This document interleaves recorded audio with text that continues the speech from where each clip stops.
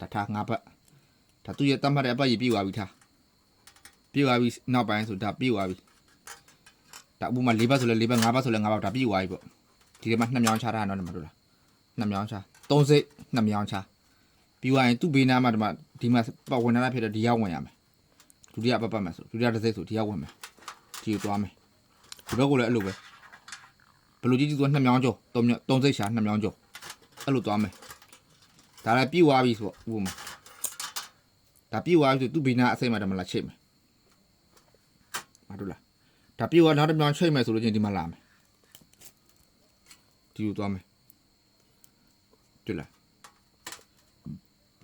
အဲ့ဒါပြဒါပြေအပတ်ပြေသွားပြီဆိုဒီမှာချိတ်မယ်အဲ့လိုနဲ့ပတ်ဝါညာဆိုညာတွေကြီးပဲဒါလည်းပတ်ဝါရင်နောက်ဆုံးဒီမှာလာဒီအစမှာလာဆုံးတယ်ဒီပထမအစဒီအစမှာလာဆုံးတယ်နောက်ဆုံးကြတယ်နော်အဲ့ဒီမှာအမေချာတော့မှာသူကကွမ်ပတ်ထားတာအတူတူပဲဒါပေမဲ့တချို့ကျတော့နှစ်ထပ်ကွာထားတာနှစ်ထပ်ပတ်ထားတာရှိတယ်အခုဒီမှာ၅ဘက်ပတ်လိုက်ပြီအဲ့ဒီ၅ဘက်ကိုပဲအဲ့ပတ်ထားတဲ့အတိုင်းကိုနောက်ထပ်၅ဘက်စီထပ်ပြီးတော့နှစ်ထပ်ပတ်ထားတာရှိတယ်အဲ့ကောင်ကဘာလို့နှစ်ထပ်ပတ်ထားလဲဆိုတော့ခါကျဒီဝါဂျိုးတော့အသေးလို့အမ်ဘီယာတေးတဲ့ခါကျတော့နှစ်ပင်ပူပြီးပတ်ထားတဲ့သဘောမျိုးပေါ့နှစ်ထပ်ပတ်ထားတာဝါဂျိုးကြီးတဲ့ခါဆိုရင်တော့သူကတစ်ထပ်ပဲပတ်ရမယ်နော်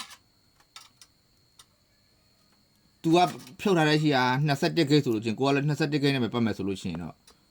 တစ်ထပ်ပဲပတ်လို့ရတယ်သူကဝါယာဂျိုးရဲ့ကိန်းကနန်းကသူကကြည့်မယ်ဆိုလို့ရှိရင်ကိန်းကနန်းကြီးလေဝါဂျိုးအလုံးသေးလေပဲနော်ဒီကြေဂျိုးကအလုံးသေးလေပဲကိန်းကနန်းသေးလေကြေဂျိုးကအလုံးကြီးလေပဲနော်နံပါတ်1ရဲ့ကိန်းကနန်းနဲ့နံပါတ်20ရဲ့ကိန်းကနန်းနဲ့ဆိုလို့ရှိရင်နံပါတ်20ကတော့ကိန်းကနန်းကြီးတယ်ဒါပေမဲ့ဝါဂျိုးလုံးကကျတော့သေးတယ်နံပါတ်1ရဲ့ကိန်းကနန်းကကျတော့သူကကိန်းကနန်းအရာတော့သေးတယ်ဒါပေမဲ့ဝါဂျိုးကကျတော့ကြီးတယ်နော်အဲ့တော့မြည်တို့ပဲဆိုစီကမူသူက21နဲ့ပတ်ထားတယ်ကိုက21နဲ့ပတ်အကောင်းဆုံးပေါ့အဲ့ဒါကိုတစ်ထပ်တည်းပတ်လိုက်အောင်ပဲခုနကပြောသလိုပတ်မယ်ဆိုရင်တော့ဘယ်ဘက်ညာဘက်ကတော့မေးလို့မရဘူးသူ၄ဘက်ပတ်ထားရင်ကိုက၄ဘက်ပတ်ရမယ်သူက၅ဘက်ပတ်ရင်ကိုက၅ဘက်ပတ်ရမယ်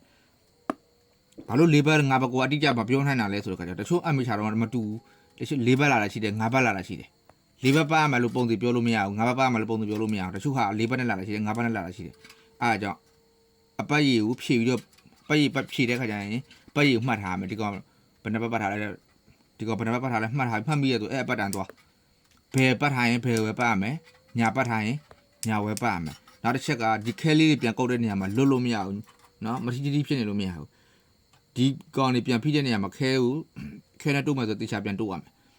အဲ့လိုမှမဟုတ်ပါနဲ့မထီထီမကြီးတကြီးလောက်ထားမယ်ဆိုရင်အမေချာတော့အလုံးမလုံးဘူးเนาะအဲ့ဒါသိဖို့ဒီနေ့အဲ့ဒါကွမ်ပတ်တဲ့ဟာလေးပြပြပေးတာ